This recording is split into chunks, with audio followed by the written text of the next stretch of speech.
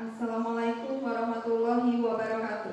Waalaikumsalam warahmatullahi wabarakatuh. Yang terhormat Ibu Kepala SD Negeri 36 Palembang, Ibu Haja Maria SPD SD. Yang saya hormati Ibu Wakil Kepala Sekolah SD Negeri 36 Palembang, Ibu Roslina SPD. Yang saya hormati Bapak Imam Adi Nugroho SPD selaku narasumber dan pemapar materi. Yang saya hormati Bapak Ibu Guru SD Negeri 36 Palembang. Alhamdulillah, puji syukur kita panjatkan kehadirat Allah Subhanahu wa Ta'ala, karena berkat rahmat dan karunia-Nya hari ini kita diberikan nikmat kesehatan, nikmat kesempatan untuk berkumpul di majelis ilmu ini dalam acara berbagi praktik baik dalam rangka tugas calon guru penggerak dengan materi budaya positif. Semoga acara ini memberikan wawasan baru dan bisa menginspirasi kita semua. Amin, amin, ya robbal alamin. Bapak Ibu Guru, izinkan saya Nora Amalia sebagai pembawa acara hari ini akan membacakan susunan acara.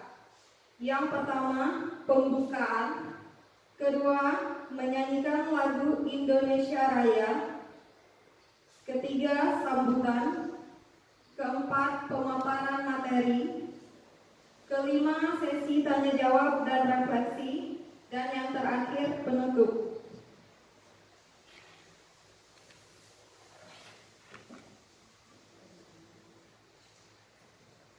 Baik Bapak Ibu Guru sekalian, marilah kita masuk pada sesi yang pertama, yaitu pembukaan.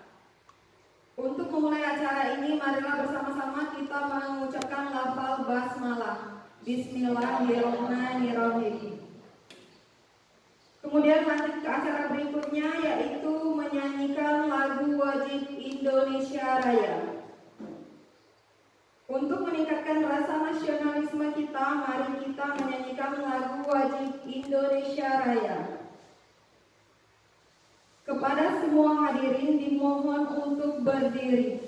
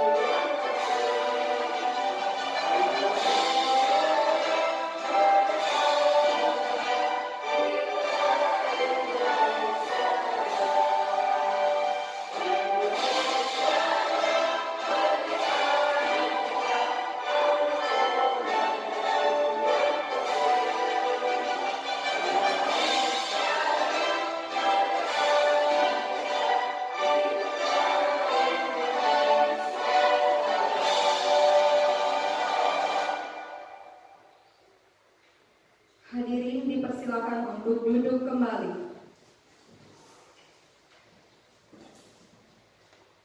Baik Bapak Ibu, kita lanjutkan ke acara berikutnya, yaitu sambutan. Untuk sambutan ini akan disampaikan langsung oleh Ibu Kepala Sekolah SD Negeri 36 Palembang, Ibu Haja Maria SPD SD. Kepada Ibu Maria kami persilakan.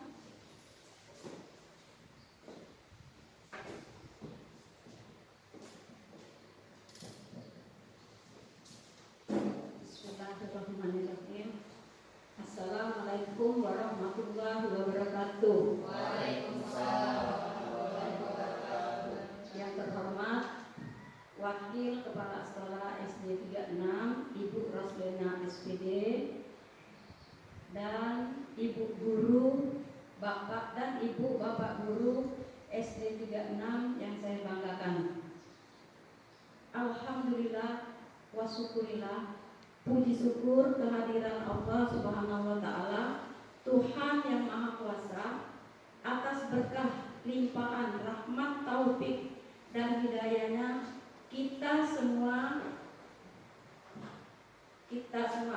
ya, terutama Bapak Imam Adi Nugroho sudah mendapat kesempatan sebagai guru penggerak angkatan ke-11 Pak Imam ya. Nah, oleh karena itu hari ini kita dapat mendengarkan Bapak Imam memberikan penjelasan atau materi diseminasi, yaitu tentang budaya positif. Semuanya mungkin tentang budaya positif ini terutama di sekolah ya. Kita juga mungkin ibu juga kurang banyak dan guru-guru di sini kurang banyak mengerti juga tentang budaya positif di sekolah itu kan. Dengan adanya Pak Imam nanti memberikan materi ini, mungkin kita menambah wawasan ya. Ya, contoh-contoh budaya positif itu kan di sekolah kita kan, contohnya misalnya senyum, sapa, salam. Nah, itu kan sudah contoh-contohnya. Nah, mungkin selama ini tadi kita tidak mengetahui itu dan tidak mengerti ya. Nah, kemudian dan ini kami ya, atau saya guru-guru di sini sangat mendukung dengan kegiatan ini, kegiatan yang akan dilaksanakan oleh Pak Imam ini. Semoga dengan adanya diseminasi ini sekolah kita lebih maju lagi. Amin. Pokoknya semua kita niatkan untuk kemajuan pendidikan.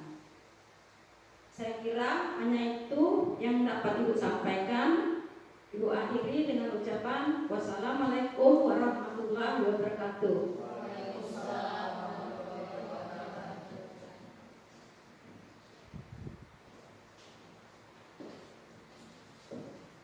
Terima kasih Ibu untuk kata sambutan yang sudah disampaikan. Kemudian selanjutnya kita akan memasuki sesi yang keempat, yaitu kita akan memasuki acara inti hari ini, pemaparan materi tentang diseminasi pengimbasan budaya positif yang akan disampaikan oleh Bapak Imam Adi Nugroho SPD. Kepada Bapak Imam Adi Nugroho SPD kami persilakan.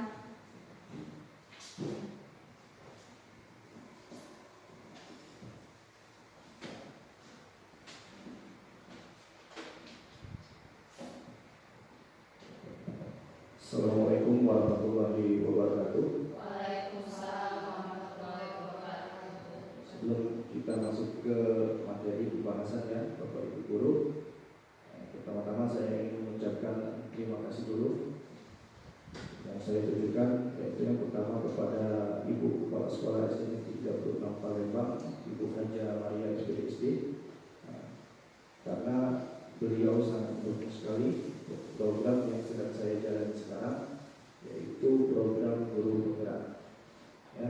Jadi saya ini adalah calon guru penggerak angkatan 11 tahun 2024. Nah, dalam rangka pelaksanaan tugas ini saya diminta untuk melakukan diseminasi atau pengimbasan tentang materi budaya positif. Selanjutnya saya juga mengucapkan terima kasih kepada Bapak Ibu Guru yang sempat ya mau menyempatkan hadir pada hari ini dalam rangka diseminasi atau pengimbasan ini. Terima kasih untuk semuanya. Oke, baiklah, langsung kita masuk ke materi pembahasan kita hari ini, yaitu tentang diseminasi atau pengimbasan tentang budaya positif. Oke, next Pak Willy. Nah, ini fasilitator kami, yaitu Ibu Bulkis. Beliau adalah orang dari, kalau nggak salah, dari Dinas Pendidikan juga di Kepulauan Riau, di daerah belum pernah ketemu, tapi ketemu terus lewat dunia maya, lewat email. Dan satu lagi adalah pengajar praktik kami, yaitu Ibu Indawati MPD. Beliau adalah PLT Kepala Sekolah SD Negeri 181 Palembang. Oke, next Pak Willy. Oke, Bapak Ibu Guru, kita dengarkan dulu. Ini ada salah satu video surat dari instruktur.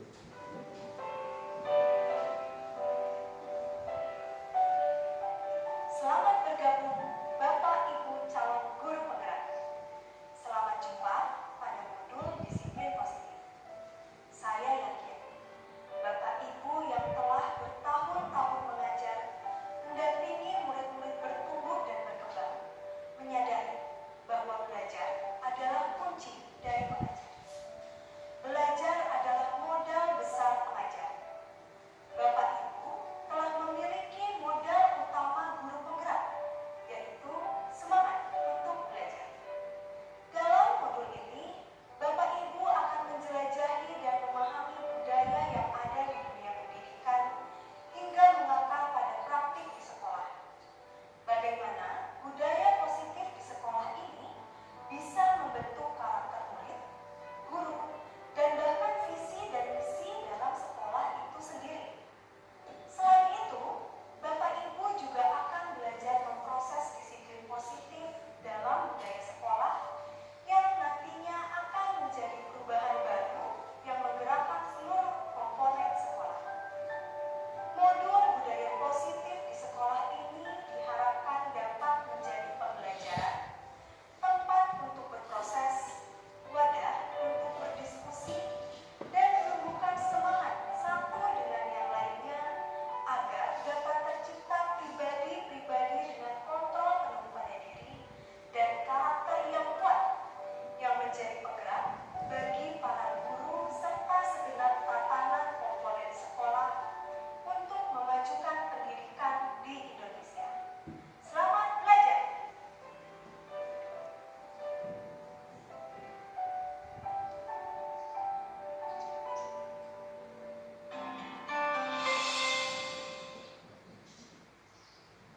Oke, Bapak Ibu Guru, itulah video singkat surat dari instruktur tentang budaya positif ya.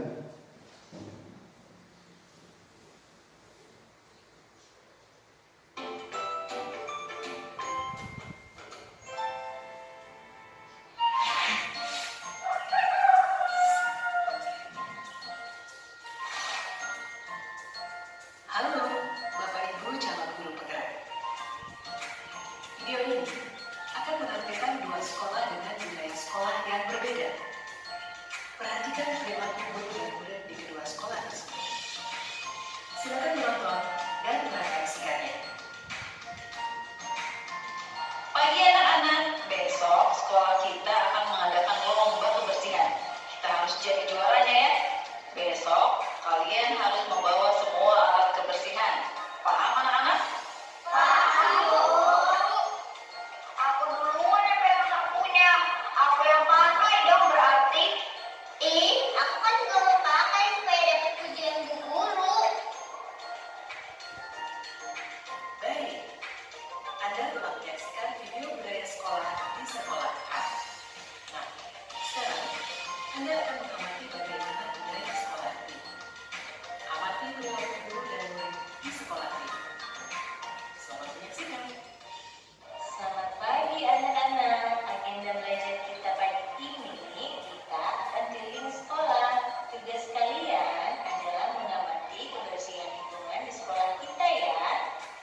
Nanti sampaikan satu persatu di kelas.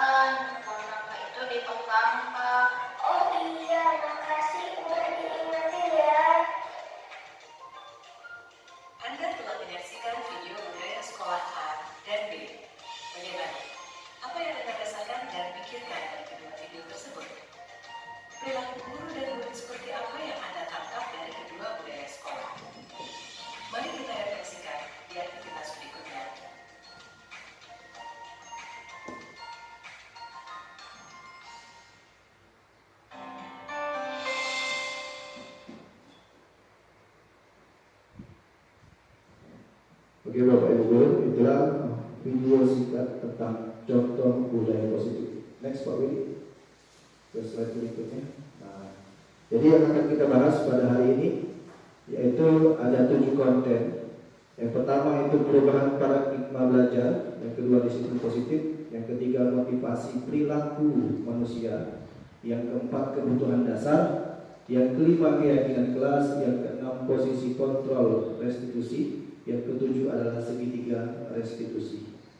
Nah, dari video tadi dari surat instruktur, terus tadi ada video refleksi budaya positif, ya sedikit sudah tergambar tentang materi budaya positif ini yang ada di sekolah. Itu baru sebagian kecil saja Bapak Ibu. Hari ini kita akan bahas lebih mendalam lagi. Next. Selanjutnya budaya positif di sekolah yaitu adalah nilai-nilai dan kebiasaan di sekolah yang berpihak pada peserta didik agar mereka dapat berkembang menjadi pribadi yang berkarakter, mandiri, penuh hormat dan bertanggung jawab. Jadi Bapak Ibu Guru, di sini di dalam budaya positif ini itu ada terdapat nilai-nilai kebajikan yang selama ini sudah kita temui setiap hari di sekolah, ya, seperti mandiri, tanggung jawab, jujur, disiplin. Next Pak Willy. Nah sekarang perubahan paradigma belajar, ya. Kalau dulu dengan yang sekarang. Kalau dulu itu berpusat pada guru, ya, kalau sekarang itu sudah berpusat kepada murid. Nah, yang kedua menuntut murid untuk bisa, ya. Kalau sekarang menuntut murid untuk mencapai itu tujuan belajar. Jadi memang ada perubahan paradigma belajar di sini Bapak Ibu Guru. Yang ketiga, murid dikontrol guru. Kalau sekarang itu murid mengontrol dirinya sendiri. Kalau dulu itu menyamaratakan murid, kalau sekarang kita membedakan setiap murid sesuai dengan kemampuannya. Jadi setiap murid itu unik Bapak Ibu Guru, ya, tidak ada yang sama. Yang kelima, penerapan hukuman pada pelanggaran. Kalau sekarang itu tidak diperbolehkan lagi. Ya, jadi kalau sekarang itu penerapan posisi kontrol dan restitusi. Nanti kita akan bahas tentang posisi kontrol dan restitusi. Yang keenam, pembelajaran monoton. Kalau yang sekarang itu pembelajaran beragam dan menyenangkan, ya, atau kita kenal sebagai PAIKEM. Ya, pembelajaran aktif, inovatif, kreatif, efektif dan menyenangkan. Ditambahi lagi dengan gembira dan berbobot. Nah, seperti itu. Yang ketujuh, kalau dulu itu berfokus pada penyelesaian materi, kalau sekarang itu berfokus kepada makna belajar. Jadi kita diharapkan di sekolah itu untuk memberikan pembelajaran yang bermakna. Jadi kalau pembelajaran yang bermakna, maka akan diingat oleh siswa kita sampai kapanpun. Yang kedelapan, kurang memperhatikan kebutuhan murid. Kalau dulu, kalau sekarang itu berpihak pada murid. Nah, jadi ada perubahan paradigma belajar dari yang dulu dengan yang sekarang. Dan yang sekarang juga itu kita harus sesuai dengan profil belajar Pancasila, ya, sesuai dengan kurikulum merdeka. Oke, Bapak Ibu Guru, di sini ada sebuah ilustrasi, ya. Anda dan teman Anda akan melakukan kegiatan, cobalah buka. Nah, Anda adalah A, tugas Anda adalah mengepalkan salah satu tangan. Coba Anda bayangkan, Anda menyimpan sesuatu yang sangat berharga di dalam kepala tangan Anda. Anda perlu menjaga benda tersebut sekuat tenaga, ya, karena benda itu begitu pentingnya untuk kehidupan Anda. Terus selanjutnya, ya, tugas B itu rekan Anda adalah mencoba dengan segala cara untuk membuka kepala tangan Anda. Ya, teman B itu boleh membujuk, menghardik, mengintimidasi, memarahi, menggoda atau menggelitik, bahkan menawari uang agar Anda bersedia untuk membuka kepala tangan Anda. Nah, sekarang bisa kita bayangkan, nah, ya, kira-kira apa nanti yang akan terjadi? Apakah Anda atau B itu akan membuka kepala tangannya? Kalau iya, mengapa? Apa alasannya Anda membuka kepala tangan Anda? Yang kedua, apakah Anda atau B itu tidak akan membuka kepala tangan? bahkan malah menutup lebih kencang. Alasannya mengapa? Yang ketiga, dalam kegiatan ini sesungguhnya siapa yang memegang kendali atau kontrol untuk membuka dan menutup kepalan tangan? Sudah bisa diketahui ya. Jadi dalam ilustrasi ini yang memegang kendali atau kontrol itu adalah diri kita sendiri. Jadi kita mau atau tidaknya itu diri kita sendiri. Kenapa saya beri contoh ilustrasi ini? Karena segala sesuatu itu harus dimulai dari diri sendiri. Seperti itu. Tujuannya itu Bapak Ibu Guru. Jadi kita mau memberi contoh kepada orang lain, tapi kalau tidak dimulai dari diri sendiri, itu tidak akan berhasil. Oke, next Pak Willy, lanjut. Berdasarkan pada tujuan pembelajaran yang menghamba pada siswa, ya, yang disesuaikan dengan kodrat. Jadi ada kodrat alam dan kodrat zaman. Itu kebutuhan masing-masing. Maka pemegang kontrol atas kepalan tangan kita adalah kita sendiri. Itu semua bergantung pada diri kita masing-masing dan sesuai dengan kebutuhan dasar kita. Oke, kita masuk ke disiplin positif ya. Menurut Dian Vincent dalam bukunya Restructuring School Disiplin tahun 2001, dapat disimpulkan bahwa disiplin diri adalah ketika individu mampu bertanggung jawab terhadap tindakan yang telah dilakukannya berdasarkan nilai-nilai kebajikan universal yang diyakini tanpa ada perintah orang lain, tanpa ada paksaan. Nah, kebajikan universal itu tadi sudah saya sebutkan ya, itu sesuai dengan profil pelajar Pancasila. Jadi ada 6: bertakwa kepada Tuhan Yang Maha Esa dan berakhlak mulia, 2 mandiri, 3 bernalar kritis, 4 berkebinekaan global, 5 gotong royong, dan yang terakhir itu adalah kreatif.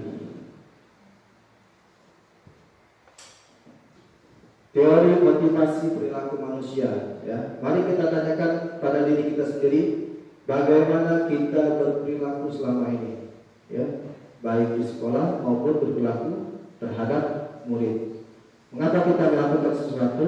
Apakah kita melakukannya karena dorongan dari lingkungan atau memang ada alasan dari luar? Jadi memang ada 2 faktor Bapak Ibu, ada faktor intrinsik dan non intrinsik ya, dari luar, dari dalam dan dari luar. Nah, ini contoh-contohnya. Menghindari ketidaknyamanan atau hukuman, ini adalah motivasi yang paling rendah ya. Kalau sekarang dibilang itu lari dari kenyataan, seperti itu. Mendapatkan imbalan atau penghargaan dari orang lain, nah, ini sering kita ketemui, apalagi kalau di rumah ya, melakukan sesuatu jika ada mendapatkan sesuatu seperti pujian atau hadiah. Nanti akan terbuka pikiran kita apakah itu benar, bagus yang sudah selama ini kita lakukan. Setiap ini kita kasih hadiah, kita kasih reward, pujian ya. Selanjutnya menjadi keinginan dan penghargaan diri ya, melakukan sesuatu karena sesuai dengan keyakinan diri yang dimilikinya tanpa ada paksaan dari orang lain. Next.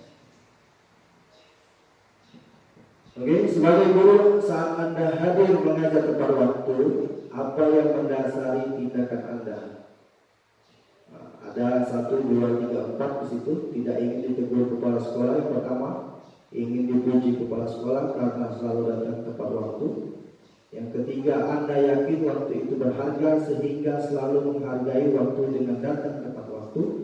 Yang keempat, kombinasi antara jawaban 2 atau seluruh alasan di atas. Nah, dari keempat jawaban di sini, mungkin Bapak Ibu guru sudah tahu jawabannya ya. Memilih sendiri-sendiri. Apakah di sekolah Anda tidak ada peraturan yang mengharuskan datang tepat waktu? Yang pasti tentunya ada. Ya, di setiap sekolah dimanapun pasti itu ada peraturan baik tertulis maupun tidak tertulis.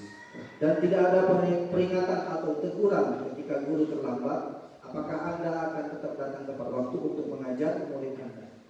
Menurut Bapak Ibu guru, dari ketiga motivasi tadi, mana yang mendasari perilaku murid di sekolah? Pasti setiap murid itu mempunyai alasan tersendiri-sendiri yang tidak bisa kita sama ratakan. Ada motivasinya pasti, baik itu dari luar maupun dari dalam. Next. Oke, kita akan bahas tentang hukuman, konsekuensi, dan restitusi. Lanjut Pak Willy. Sekarang sebelum kita masuk ke materinya, kita uji pemahaman dulu. Yang selama ini mungkin sudah kita lakukan, ya. Jadi di situ ada tindakan guru mencatat 100 kali di dalam buku kalimat, saya tidak akan terlambat lagi karena terlambat ke sekolah. Ini menurut Bapak Ibu hukuman atau konsekuensi? Kira-kira menurut Bapak Ibu hukuman atau konsekuensi? Hukuman atau konsekuensi? Konsekuensi, ya. Terus nanti kita save dulu jawabannya, nanti kita lihat mana yang benar mana yang salah. Yang kedua, lari mengelilingi lapangan basket 2 kali karena terlambat hadir di sekolah. Hukuman atau konsekuensi? Hukuman. Murid diminta untuk push up 15 kali karena tidak menggunakan masker di sekolah. Mengganti kertas tugas teman yang telah dicoret-coret. Konsekuensi atau hukuman? Membersihkan tumpahan air di meja tulis karena tersenggol pada saat belajar. Murid disuruh untuk mengenakan sepatu seharian di sekolah karena tidak mengenakan sepatu hitam. Itu maksudnya murid disuruh untuk melepaskan sepatu seharian, ya. Karena di sekolah itu tidak mengenakan sepatu berwarna hitam. Lari mengelilingi lapangan basket 2 kali karena terlambat 10 menit untuk pelajaran PJOK. Oke, kita lihat jawabannya. Next Pak Willy. Ini Bapak Ibu, ya. Jadi mencatat 1000 kali di dalam buku kalimat, saya tidak akan terlambat lagi karena terlambat sekolah, itu adalah hukuman, bukan konsekuensi. Jadi nanti kita akan bahas tentang perbedaan hukuman atau konsekuensi. Selanjutnya, lari mengelilingi lapangan basket 2 kali karena terlambat hadir di sekolah, itu hukuman. Murid diminta untuk push up 15 kali karena tidak menggunakan masker di sekolah, itu hukuman, ya. Menggantikan kertas tugas teman yang telah dicoret-coret, itu baru konsekuensi. Membersihkan tumpahan air di meja tulis karena tersenggol, itu konsekuensi. Jadi ini jawabannya Bapak Ibu, ya. Next Pak Wibi.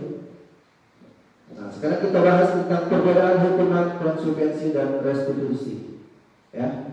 Hukuman itu diberikan pada saat itu juga dengan tujuan untuk membuat orang patuh dan takut, sehingga menimbulkan efek jerah. Itu kan maksudnya sebenarnya, ya, dan berharap dia tidak akan mengulanginya lagi. Sebenarnya tujuannya bagus, ya. Nah, itu tapi ada perbedaan dengan konsekuensi, ya. Konsekuensi itu merupakan akibat dari melakukan tindakan yang tidak sesuai dengan ketentuan di masyarakat atau sebuah lingkungan maupun peraturan. Ya, sedangkan restitusi akan memberikan kepada orang yang melakukan pelanggaran untuk menyelesaikan masalahnya. Oke, kita bahas dulu tentang hukuman dan konsekuensi. Hukuman itu kita berikan supaya orang itu takut dan patuh. Sedangkan konsekuensi itu tidak, Bapak Ibu, berbeda. Ya, konsekuensi itu kita berikan supaya mereka itu bukannya takut, bukannya patuh, tapi mereka sadar akan kesalahan mereka sendiri dan mereka sadar bagaimana cara memperbaikinya. Seperti itu. Mungkin selama ini yang sudah kita lakukan itu lebih banyak hukuman daripada konsekuensi. Ya, akibatnya apa? Akibatnya itu dalam jangka waktu panjang untuk hukuman, ya, karena dia takut dan patuh, maka dia akan dipaksa melakukan itu, kan? Benar atau tidak? Tapi kadang-kadang kalau kita memberi hukuman itu anak takut, anak datang ke sekolah. Ada kan saya Jadi hukuman itu diberikan supaya orang itu takut dan patuh, ya, dengan tujuan agar mereka tidak mengulanginya lagi. Tapi sebenarnya itu tidak diperbolehkan lagi sekarang Bapak Ibu untuk memberikan hukuman, karena ada efeknya di balik itu. Yang pertama, itu efeknya karena murid itu terpaksa melakukannya, itu mereka merasa tidak senang. Bisa jadi mereka menjadinya dendam dan ingat sampai seumur hidup. Mungkin Bapak Ibu guru termasuk saya sendiri yang sudah pernah mengalaminya. Dulu waktu sekolah pernah dipukul oleh Bapak Ibu guru, itu sampai sekarang masih ingat. Benar atau tidak? Nah, itu hukuman, bukan konsekuensi. Itu efeknya. Nah, sedangkan untuk konsekuensi sendiri, itu kita tidak memberikan hukuman, ibaratnya tidak menyakiti mereka, tapi kita memberikan kesadaran, ya, menyadarkan mereka bahwa tindakan atau perbuatan yang telah dilakukan itu adalah salah, dan mereka akan sadar bagaimana cara memperbaikinya, yaitu dengan melakukan restitusi tadi. Oke, next Pak Willy. Ini perbedaannya Bu ya, hukuman dan konsekuensi. Nah, kalau untuk hukuman itu sesuatu yang menyakitkan harus terjadi, seperti tadi lari keliling lapangan, push up, ya, dijemur di lapangan, ya, pegang kuping, angkat kaki, seperti itu kan dulu. Nah, terus untuk konsekuensi sendiri itu sesuatu harus terjadi, ya. Kalau untuk konsekuensi itu membuat anak merasa tidak nyaman dalam jangka waktu pendek, itu perbedaannya. Tapi kalau hukuman itu membuat anak sakit untuk jangka waktu yang lama. Teringat sampai sekarang. Aku dulu pernah, ya, dihukum oleh Pak Madian guru matematika pakai nista. Ingat sampai sekarang. Karena itu hukuman, jangka waktunya panjang. Nah. Oke, next Pak Willy. Selanjutnya kita bahas apa itu restitusi, ya. Nah, restitusi adalah proses menciptakan kondisi bagi murid untuk memperbaiki kesalahan, sehingga mereka bisa kembali pada kelompok mereka dengan karakter yang lebih kuat, ya. Restitusi juga merupakan proses kolaboratif yang mengajarkan murid untuk mencari solusi dalam mengatasi masalah dan membantu murid untuk berpikir tentang, ya, tindakan atau perbuatan atau solusi apa yang mereka inginkan dalam menyelesaikan masalah tersebut. Next Pak Willy. Nah, di sini ada, ya, sebuah tabel identitas gagal, hukuman, dan identitas sukses, disiplin, konsekuensi, dan restitusi. Jadi antara konsekuensi dan restitusi ini saling berhubungan Bapak Ibu, ya. Nanti konsekuensinya apa yang harus dilaksanakan itu nanti menggunakan restitusi. Jadi memang saling berkaitan. Next Pak Willy. Selanjutnya kita akan uji pemahaman, ya. Nah, ini. Pernahkah Bapak Ibu dulu mendengar kata dihukum atau penghargaan? Apa maksudnya? Kalau misalkan dihukum berarti kita memberikan, nah, berarti orang itu melakukan kesalahan. Kalau penghargaan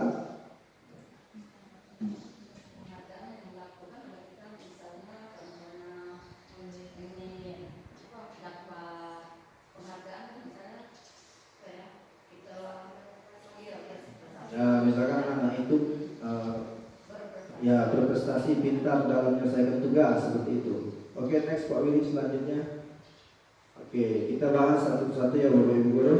Nah, bahwa penghargaan berlaku sama dengan hukuman, dalam arti meminta atau membujuk seseorang untuk melakukan sesuatu, ya, untuk memenuhi suatu tujuan tertentu dari orang lain yang meminta atau yang membujuk. Ya, berarti ada dorongan eksternal dari luar dan akan ada faktor ketergantungan. Nah, inilah tidak baiknya kita sering memberikan penghargaan. Nanti efeknya akan seperti itu. Contoh nih, kalau misalkan kita di rumah, ya, dengan nggak usah jauh-jauh, kita dengan keluarga kita sendiri, dengan anak, Iya. misalkan Disuruh keluar. disuruh ke warung, nanti ke bapak ibu kasih Iya. upah 1.000. Benar. Nah lain kali kalau misalkan dia disuruh ke warung tidak dikasih upah, Dan- galak. Nah itu efeknya yang nggak bagus. Kalau sering dikasih penghargaan, begitu juga dengan murid bapak ibu. Ya, terkadang kita memberikan penghargaan, ayo siapa nih yang duluan cepat selesai.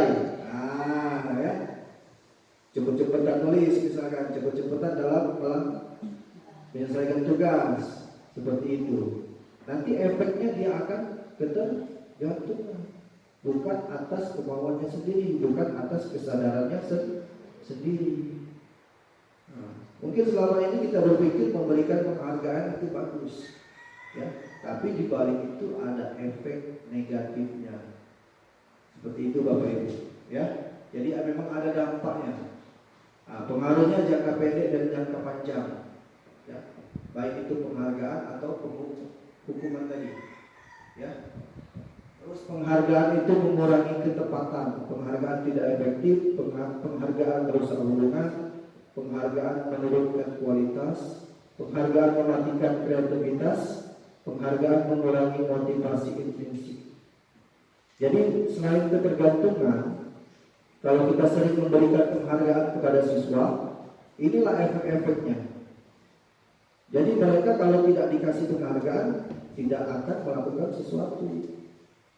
Jadi harus ada imbalannya dulu seperti itu. Contohnya tadi kalau di rumah tadi kan disuruh ke warung dikasih uang 1.000. Begitu besok disuruh lagi ke warung nggak dikasih uang, nggak mau. Nah, jadi kan ada efek ketergantungan. Tapi kalau aku namanya Ya, sebagai guru nih, sebenarnya baguslah Cak ini, yang Cak ini kan pendapatnya. Karena benar ketergantungan tadi. Nah tapi ada juga yang guru yang percaya minta alam, misalnya Cak Ako kan ada supaya dia tuh merangsang, dia pintar apa. Nah tapi benar kalau tadi.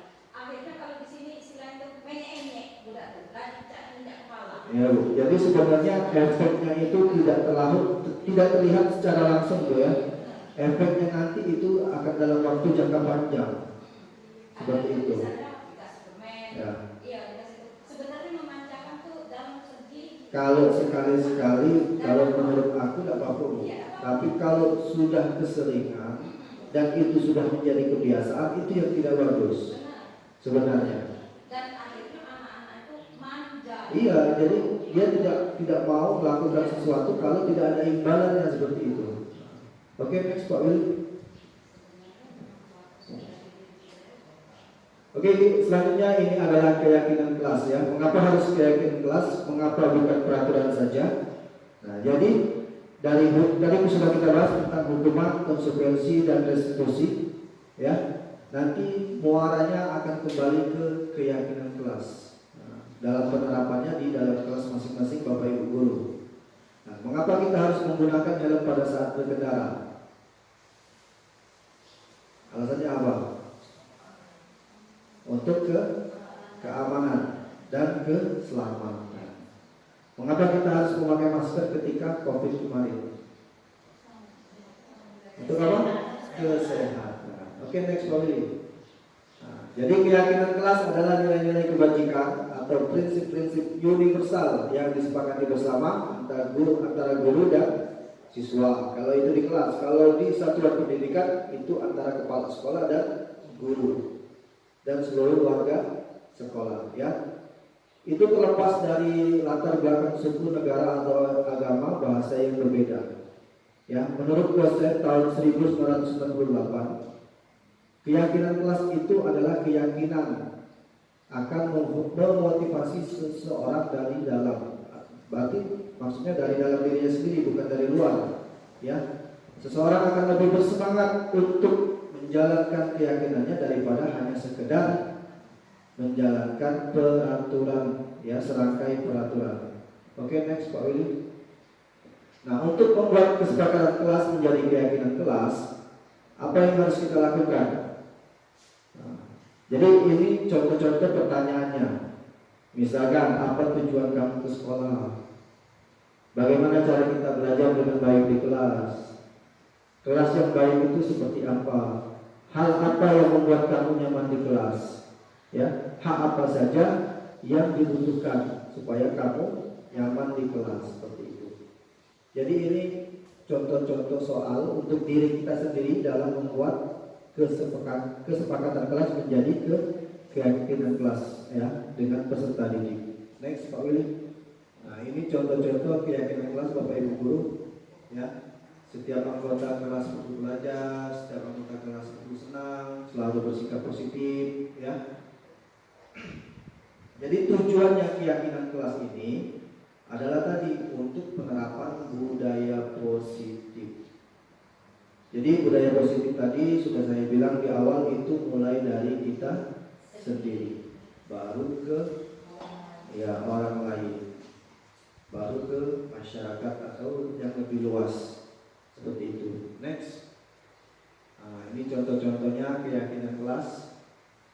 Lanjut Pak Willy. Oke, lanjut. Nah, ini metode pendalaman keyakinan melalui tabel Y, ya. Terdengar, terlihat, dan berperilaku. Nah, kalau terdengar satu orang berbicara, yuk saya bantu, kita bisa selesaikan ini bersama. Terima, tolong ya, permisi, boleh saya pinjam, nanti akan segera saya kembalikan. Ini maksudnya kata-kata yang positif Bapak Ibu guru, ya. Yang terlihat berempati terhadap perasaan orang lain, ya, berperilaku tersenyum ramah, sopan, ya, memberikan salam dengan hormat, berjabat tangan, seperti itu. Lanjut.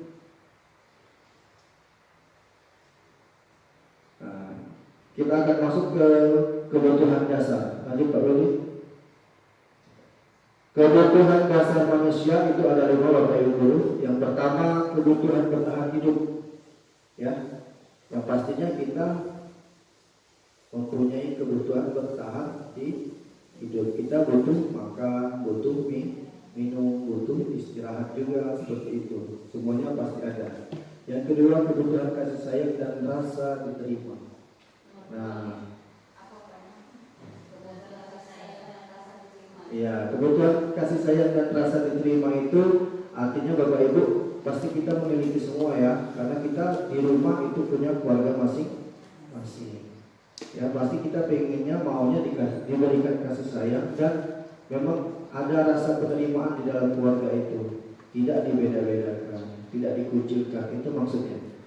Terus yang ketiga kebutuhan akan penguasaan. Yang keempat kebutuhan akan kesenangan, dan kelima kebutuhan akan kebebasan. Nah, dari 5 kebutuhan dasar ini Bapak Ibu guru, pasti nanti Bapak Ibu guru akan menemukan, ya, di kelas masing-masing Bapak Ibu guru. Kebutuhan 5 dasar ini pada peserta didik Bapak Ibu guru yang ada di kelas. Nah, nanti kita akan bahas. Lanjut Pak Willy. Nah, kita simak dulu video ini 5 posisi kontrol, ya, seorang guru. Itu kaitannya tadi dengan 5 dasar kebutuhan tadi Bapak Ibu guru. Nah, misalkan kita nanti akan menemukan suatu masalah, ya, yang dilakukan oleh peserta didik kita, pasti mereka itu mempunyai motivasi. Kenapa mereka melakukan itu? Apakah hanya untuk kesenangan tadi? Apa hanya untuk kepuasan atau untuk bertahan hidup? Nah, nanti ada kaitannya dengan 5 kebutuhan dasar tadi. Oke.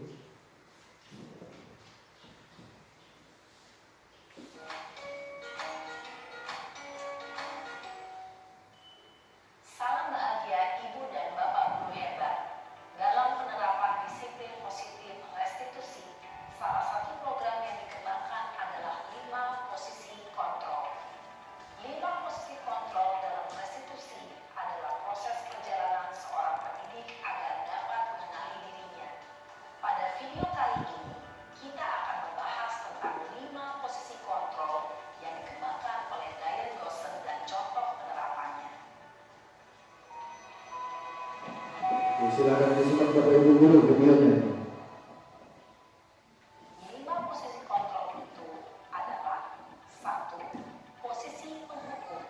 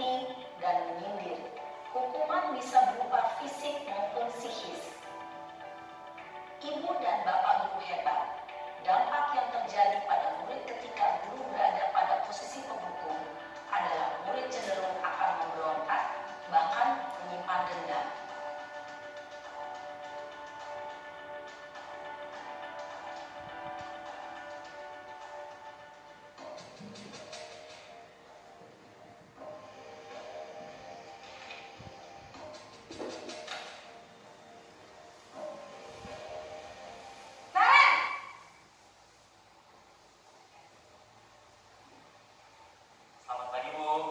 Naren, Naren, kamu kenapa terlambat lagi, nak? Ya Tuhan, Naren, kamu senang ya bikin ibu susah ya? Kalau kamu terlambat lagi, nanti ibu yang ditegur bapak kepala sekolah, nak. Disangka ibu tidak bisa membina kamu. Duh, gimana ini? Maaf, Bu. Duh, Gusti Naren, kamu suka ya kalau ibu ditegur bapak kepala sekolah? Terus, sekarang ibu harus tulis apa ini di buku absen? Ini kamu sudah sering terlambat loh. Ibu harus apa coba? Maaf, Bu. Maaf sekali. Ya sudah, lain kali jangan bikin ibu susah lagi ya, nak ya. Ibu tidak akan kuat lagi kalau kamu begini terus. Bisa jantungan kalau ibu tegur bapak kepala sekolah. Sana cepat ke kelas. Maaf ya, Bu. Maaf sekali. Posisi pembuat rasa bersalah berbicara dengan nada tenang, cenderung lembut. Namun kata-kata yang diutarakan membuat murid merasa menjadi orang yang gagal, memandang buruk dirinya sendiri, merasa tidak berharga, dan tidak sanggup membahagiakan orang lain. Ketika guru mengambil posisi pembuat rasa bersalah, murid akan menganggap dirinya yang bersalah dan ia akan menyimpan emosi negatif tersebut di dalam dirinya.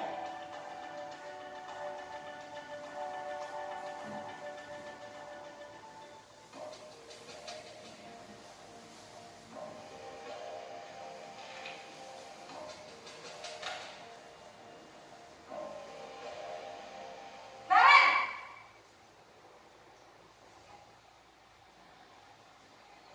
Selamat pagi, Bu. Wah, sudah jam berapa ini, nak? Terlambat lagi ya, sayang. Iya, Bu. Habis ibu saya lupa membangunkan saya, Bu. Kamu malah menyalahkan ibu kamu. Kamu bukannya anak yang larinya paling kencang. Kok terlambat sih? Iya, Bu. Saya memang terlambat bangun tadi. Jadi, biarpun saya lari kencang, tetap gak kejar, Bu. Ya sudah sana. Nanti lain kali larinya lebih kencang lagi ya. Biar gak terlambat lagi. Bikin senang ibu. Demi ibu. Bisa kan? Bisa lah, Bu. Ya sudah sana masuk kelas. Ibu beresin urusan absen kamu. Kamu ini ada-ada saja.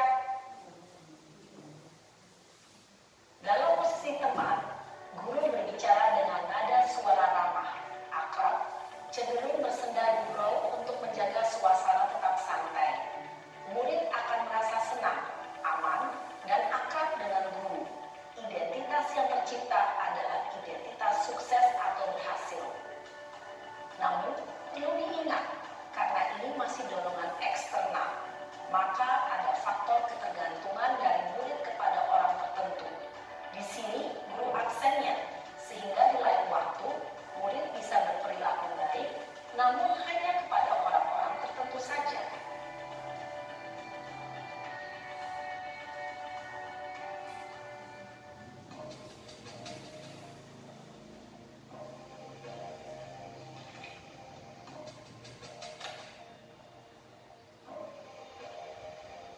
Naren!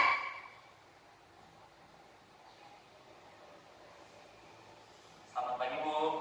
Naren, apa peraturan sekolah kita tentang jam berapa kita harus masuk sekolah, nak? Kita harus di sekolah jam 7, Bu. Iya betul, sekarang sudah jam 7.20. Naren sudah tahu konsekuensinya jika terlambat hadir. Paham, Bu. Saya harus tinggal kelas pas jam istirahat selama 20 menit. Iya benar, konsekuensinya demikian.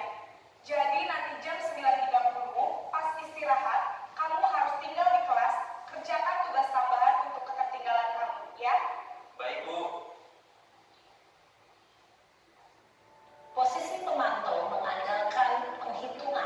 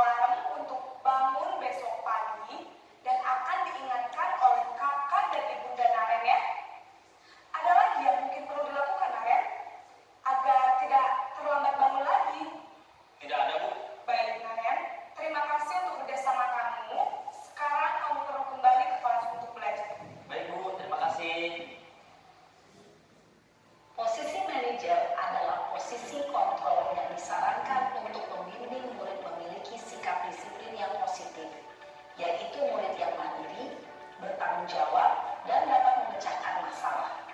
Tujuan dari posisi ini adalah agar murid dapat berefleksi atas tindakannya. Guru akan dengan tulus memberikan pertanyaan-pertanyaan bermakna, sehingga membuat murid dapat belajar dari kesalahannya dan mencari sebuah solusi untuk menyelesaikannya. Ibu dan Bapak guru hebat, setelah mengamati adegan kelima posisi kontrol tadi, kira-kira posisi mana yang paling ideal? Posisi mana yang dapat menunjang motivasi intrinsik murid? Ya, tentu posisi manajer. Posisi ini memang posisi ideal yang ingin dituju setiap pendidik. Pada posisi inilah, guru dapat menerapkan disiplin positif yang berpihak pada murid, yang memerdekakan murid. Perjalanan seorang pendidik tentunya tidak mudah untuk sampai pada posisi seorang manajer. Namun, tujuan kita pasti, yaitu menciptakan murid-murid yang mandiri, merdeka, dan bertanggung jawab. Semoga penggambaran 5 posisi kontrol yang telah diperlihatkan ini dapat menjadi ajang refleksi bagi kita semua, agar dapat terus mengasah dan menerapkan disiplin positif yang memerdekakan murid. Mari terus berlatih dan bersemangat. Selamat menerapkan. Salam dan bahagia, Ibu dan Bapak guru hebat. Oke, Bapak Ibu guru, ya, itulah ya 5 video tentang 5 posisi kontrol guru. Jadi dari 5 posisi kontrol guru tadi, yang paling ideal itu adalah posisi manajer ya. Jadi di dalam posisi manajer itu guru memberikan konsekuensi, bukan memberikan hukuman. Jadi apa dampaknya? Nanti dampaknya murid akan menjadi mandiri, sadar akan kesalahan sendiri, dan sadar apa konsekuensi yang harus dilakukan untuk memperbaiki kesalahan. Next, Pak Willy. Nah, jadi Bapak Ibu guru, ini adalah 5 posisi kontrol tadi ya. Nah, itu nanti kita akan temui masalahnya itu berkaitan dengan 5 kebutuhan dasar manusia tadi. Yang pertama itu ada pembetul, ya. Yang kedua pembuat rasa bersalah, yang ketiga teman, yang keempat pemantau, yang terakhir itu ada manajer. Jadi tadi kita sudah lihat videonya, sudah ada gambaran ya. Nanti seperti apa posisi yang Bapak Ibu inginkan pada saat mengatasi atau menyelesaikan permasalahan yang terjadi di kelas. Next, Pak Willy.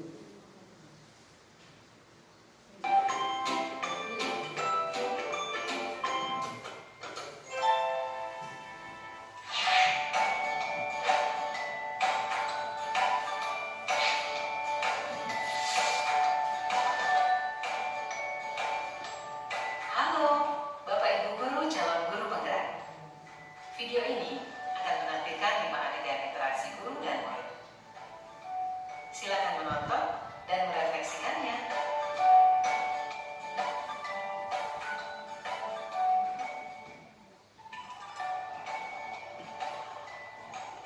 Pagi anak-anak, silakan PKN yang kemarin diberikan letakkan di meja.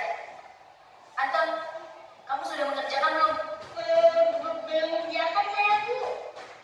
Kamu selalu ya nggak ngerjain PR. Sekarang kamu duduk di depan, lalu tulis. Saya berjanji tidak akan mengulangi lagi. Saya berjanji akan berusaha menjadi murid yang rajin belajar sampai pelajaran saya selesai. Kira-kira Bapak Ibu guru nanti ada posisinya di mana? Pagi ada anak. Nah, ini posisi yang Hari kedua. ini ada tugas. Ada yang belum mengerjakan? Anton, kamu sudah mengerjakan? Belum, Pak. Kamu nggak kerjain tugas ya? Kamu mau jadi apa nanti? Kamu lihat sekolahnya sih. Coba bayangkan orang tua betapa kecewanya sama kamu. Kamu itu sudah kelas 5. Harusnya bertanggung jawab sama dirimu sendiri. Maaf, Bu, saya terlambat. Ya udah, nanti jangan diulangi lagi ya. Kalau kamu rajin, Ibu senang melihatnya. Ya, lain kali tepat waktu ya masuknya. Tas dulu dong. Kita kan teman. Wah, jadi kalau aku terlambat lagi, apa ya?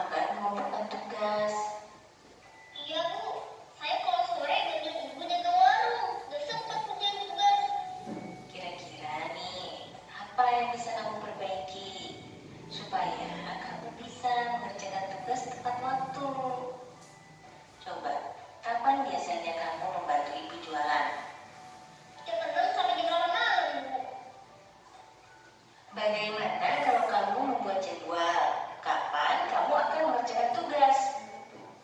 Oh gitu ya Bu. Saya coba deh Bu. Terima kasih Bu.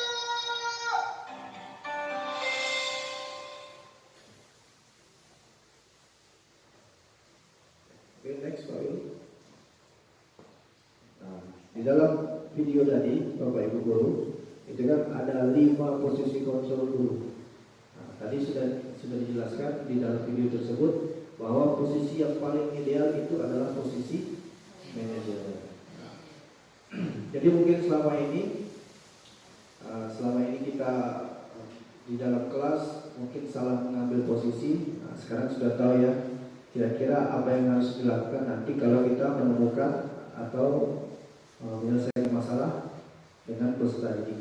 Kira-kira posisi mana yang harus kita pakai. Nah, jadi yang ideal itu adalah posisi manajer. Karena di dalam posisi manajer itu akan membuat murid menjadi mandiri, menyadari kesalahannya sendiri, dan menyadari konsekuensi apa yang harus dilakukan untuk memperbaiki kesalahan tersebut. Nah, yaitu dengan cara segitiga restitusi. Ya, jadi segitiga restitusi ini adalah suatu proses dialog yang dijalankan antara guru dengan orang tua atau peserta didik agar dapat menghasilkan murid yang mandiri dan bertanggung jawab. Lanjut Pak Willy. Nah ini ya segitiga restitusinya. Jadi yang pertama itu menstabilkan identitas. Yang kedua ya itu adalah validasi tindakan yang salah. Yang ketiga itu menanyakan keyakinan. Jadi yang pertama menstabilkan identitas. Jadi menstabilkan identitas ini itu kalau kita di dalam posisi dalam penyelesaian masalah kita memberikan ketenangan dulu Bapak Ibu Guru, ya supaya murid itu tenang dulu. Ya setiap orang pasti akan melakukan kesalahan. Itu contoh-contoh kalimatnya. Kamu bukan satu-satunya yang pernah melakukan ini. Jadi dengan begitu murid tidak akan terbebani, tidak akan menjadi merasa bersalah. Dia menjadi tenang dulu. Jadi kalau di dalam ilmu psikologi, ya kalau kita berkomunikasi dengan orang yang lagi emosi itu tidak akan nyambung. Tetapi kalau kita bicara dengan orang yang tenang, akal pikirannya tenang, itu pasti akan nyambung dan dia pasti akan menyadari bahwa itu salah atau tidak. Yang kedua baru kita lakukan validasi tindakan yang salah. Ya, kita bertanya, kenapa kamu melakukan itu? Pasti ada motivasi di balik itu. Ya, kamu tentu punya alasan mengapa melakukan itu. Mungkin ada cara yang lebih efektif untuk mendapatkan apa yang kamu butuhkan. Pastinya kalau kita menemukan suatu permasalahan di kelas, pasti anak itu punya motivasi kenapa melakukan itu. Contohnya, seperti mungkin dia datang terlambat, pasti ada motivasinya. Kenapa di rumah? Atau memang di rumah itu tidak dibangunkan oleh orang tuanya? Atau memang malam, pada waktu malam dia membantu orang tuanya untuk berjualan? Itu kan mungkin salah satu motivasinya. Nah, dari situ kita stabilkan dulu identitasnya. Ya, ibaratnya kalau menstabilkan identitas itu kata saya tadi, itu kita menenangkan dulu. Jadi kalau dia sudah tenang, ya, sudah bisa berpikir, baru kita tanya apa motivasinya, kenapa dia bisa melakukan itu. Pasti dia akan bercerita. Selanjutnya itu menanyakan keyakinan, ya. Nah, tentu saja Bapak Ibu Guru itu sudah membuat keyakinan di kelasnya masing-masing, ya. Misalkan kalau dia datang terlambat tadi, keyakinan kelas apa yang telah kita sepakati? Pasti kan ada. Oh ya Bu, saya tidak akan datang terlambat, ya. Seperti itu. Next Pak Willy.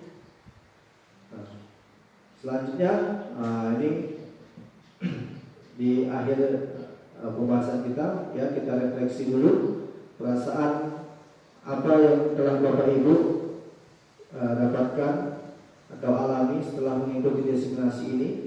Yang kedua, setelah mengikuti materi desiminasi pengibasan ini pada hari ini, mungkin Bapak Ibu Guru mendapatkan wawasan baru kira-kira apa dan apa tindak lanjutnya nanti akan di masa depan.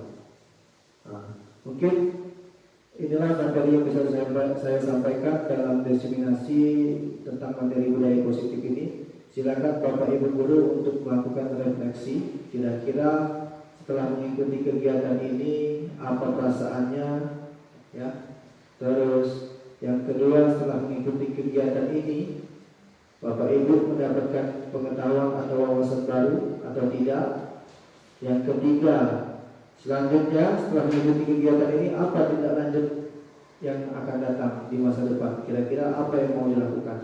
Apakah tetap menjalankan gaya lama? Dan tadi kan ada paradigma pembelajaran dulu dan sekarang, ya.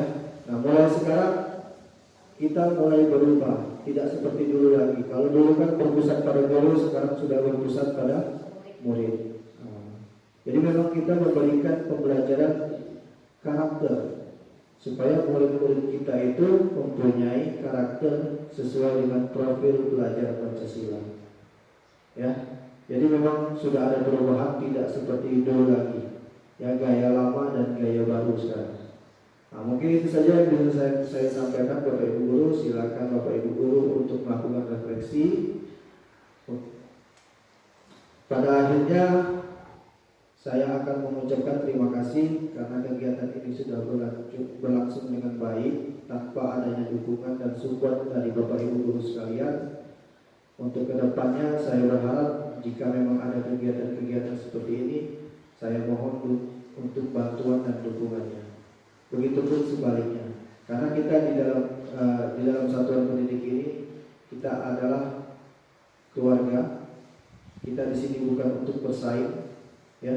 Kita di sini untuk bersama-sama berkolaborasi, berkoordinasi demi terciptanya satuan pendidikan dan siswa-siswa yang berprestasi. Mungkin itu saja yang bisa saya sampaikan. Lebih kurang saya mohon maaf, kepada Allah saya mohon ampun. Saya akhiri wabillahi taufiq wal hidayah. Wassalamualaikum warahmatullahi wabarakatuh.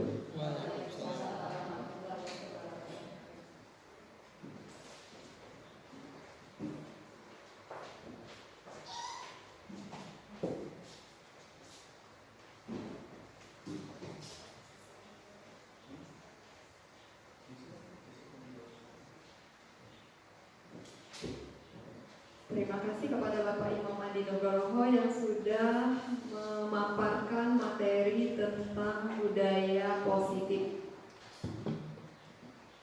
Bapak Ibu Guru, tadi kita sudah mendengarkan penjelasan dan pemaparan secara detail oleh Bapak Imam Adi Nugroho tentang budaya positif. Dan dari pemaparan yang sudah disajikan tadi, apakah Bapak Ibu Guru memiliki pertanyaan terkait materi yang sudah dijelaskan tadi? Mungkin ada yang belum paham.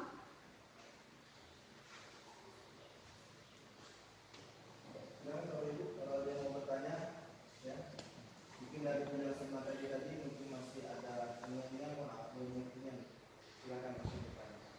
Insya Allah saya jawab.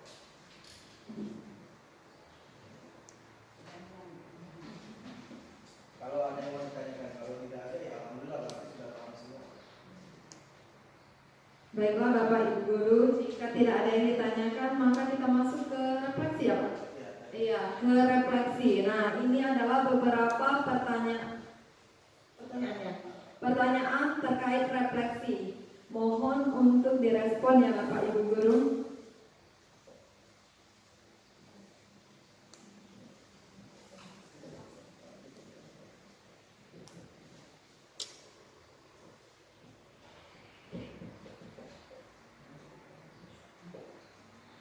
Baik Bapak Ibu Guru, dari hasil penjelasan Bapak Imam Adi Nugroho tadi bisa kita simpulkan ya bahwa budaya positif itu salah satunya adalah disiplin diri. Disiplin diri itu dimulai dari mana? Dari diri kita sendiri yang nantinya akan berpengaruh ke orang lain. Ya. Kemudian ada juga tentang posisi kontrol guru. Katanya posisi kontrol guru yang paling penting, paling ideal itu adalah posisi manajer. Posisi manajer pentingnya untuk kita membuat keyakinan kelas agar peserta didik itu lebih disiplin. Berdasarkan termotivasi itu dari kesadaran diri sendiri ya.